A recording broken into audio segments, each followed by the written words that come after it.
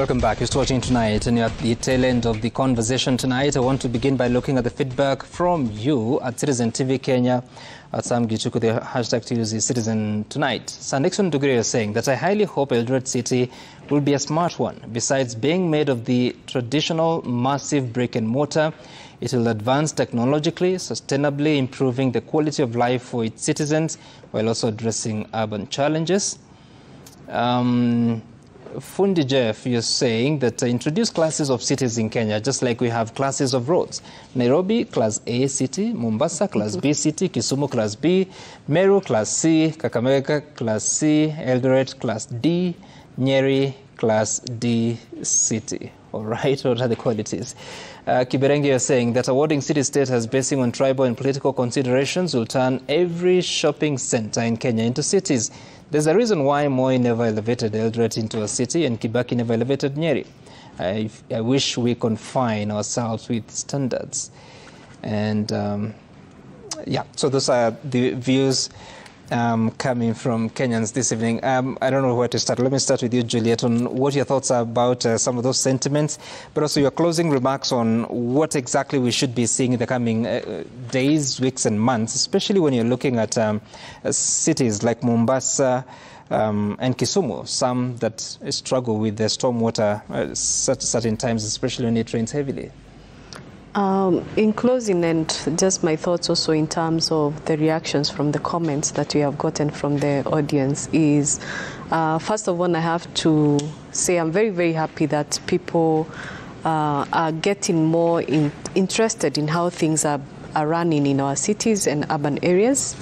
And saying that, yes, we do need a more innovative way of just not just classifying towns and urban areas in terms of population, but also trying to find that niche or that uniqueness in each of these urban areas and their position. And the way I would look at it, I would not look at it in terms of class A, B, C. I would look at it in terms of what is this city once we innovate it? What is it bringing to the table, to the national table? What is it that we need to equip this city so that it can deliver what our expectations are for this city? It's just not about the services. It's also going back and checking what can we equip this city to achieve.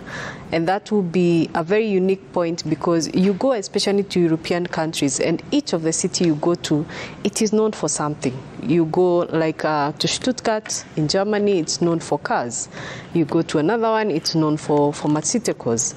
So we have to get that uniqueness. And Philip put it very nicely in terms of why can't we look at Eldoret as a sports city?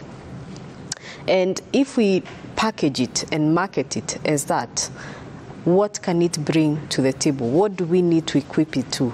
But we have to stop just looking at just innovating our urban areas just to tap into the resources coming in from the donors and from the grants, but also in terms of what that city is bringing and what services will be bringing to the people on the ground. Thank you. Interesting. Senator, your reactions to the questions and your final words. Yeah, thank you, Sam. I think we need to de-emphasize population in consideration of cities. Mm-hmm. The law that we have is a continuation of sessional paper number 10 that favors highly populated and therefore highly economically endowed areas to become cities. There, if we put this to, initially it was 500,000, yep, and the Senate in its wisdom revised it to 250,000. We should de-emphasize population and emphasize services. As I said, Ruiru has a population that befits a city, but does it have services that befit a city? Kitengela has a population that befits a city, but does it have the services that befit a city? I believe that we need more cities, and I believe that rural-urban migration should never be from Moyale to Nairobi, or from Vanga to Mombasa, or from Nyatike to Kisumu. We need to create modern enclaves in every county, and we need to have at least 47 cities. But why cities? What is excitement about cities? Of course, a place like the UK, the city status is just a sign of prestige.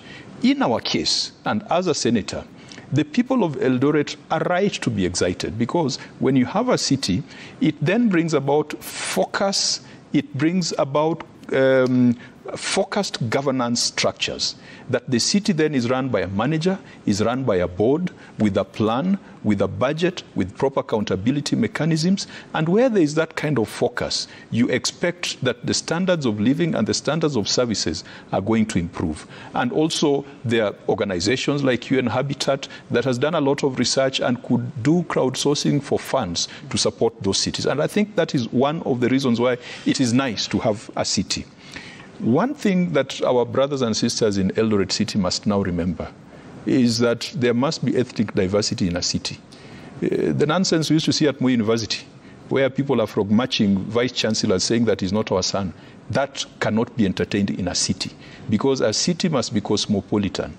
When we build Eldoret City, it is not for a particular ethnic group, it is for all Kenyans to get opportunities. And the Senate will be pushing hard to ensure that at least in a city, ethnic diversity, gender diversity, and special interest groups are represented. It's a bit difficult to achieve that in a county, but a city must reflect the face of Kenya. Right. We must be bold, Sam. Tanzania built a new city in Dodoma. Nigeria built a new city in Abuja. And the planners did an excellent job. We proposed a new city in Isiolo and built a wonderful airport, and that was the end of it. The government, William Ruto, must make the hard decisions. The tough decisions is not firing cabinet secretaries. The tough decisions is implementing the various development plans. Remember Kuala Lumpur, the capital of Malaysia. They came and borrowed the Nairobi master plan. That is the story they tell us. Kuala Lumpur is now a world-class city. While we are buried in rubbish and we are being run out of the roads by Ubers and Matatus, what we must do as those in government, those in the legislature, is to make the hard decisions and implement them. Interesting perspectives. Philip, what is your closing remark? Yeah, let me say this. Let me pick on what my colleagues have talked about, and also agree with the viewer that cities are supposed to be technologically driven. Cities are meant for people. Cities are not meant for buildings. Cities are not meant for motor vehicles. Cities are actually meant for people. So a city should always be geared towards improving the quality of life for its residents. But let me say this. Senator Kajwang talked about making very hard decisions. I think a time has come where we must ask ourselves whether the architecture that was put in place by the Constitution of 2010 really still can work for us. The question that I keep on asking myself is, if today we had, because a county is like a blue chip company, a corporate company, would you give it to mediocrity? Would you give it to somebody who has no managerial experience, who has nothing, who has not run even a kiosk to manage a blue chip company? I think we now need to really relook at the Constitution and ask ourselves, should we be changing the architecture so that cities are run like blue chip companies? Because there is no county in the Republic of Kenya that handles less than 8 billion shillings. How many corporate companies in this country manage a budget of 8 billion? Then the other thing that we must now do, and I agree with Senator Kajwang, that every county should have a city, okay? But each city should have its own competitive advantage, because the comparative advantage is factored in, is God-given. God has given each county something that you can convert into and make it a competitive advantage. We've talked about Eldoret City being a sports city. That is something they should probably consider. And finally, Senator Kajwang, you're one of the senators who are really serious with your work in the Senate, and we thank you and we appreciate you.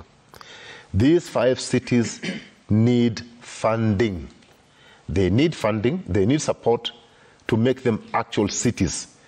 But as they stand right now, they are just glorified towns. Glorified towns, you say.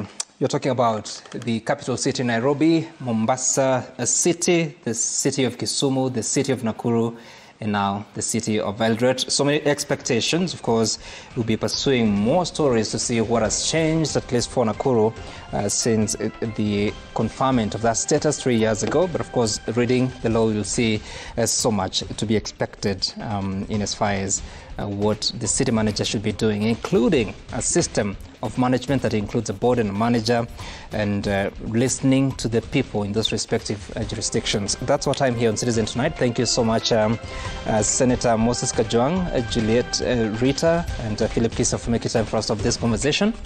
My name is Sam Gituku. See you again some other time. Bye for now.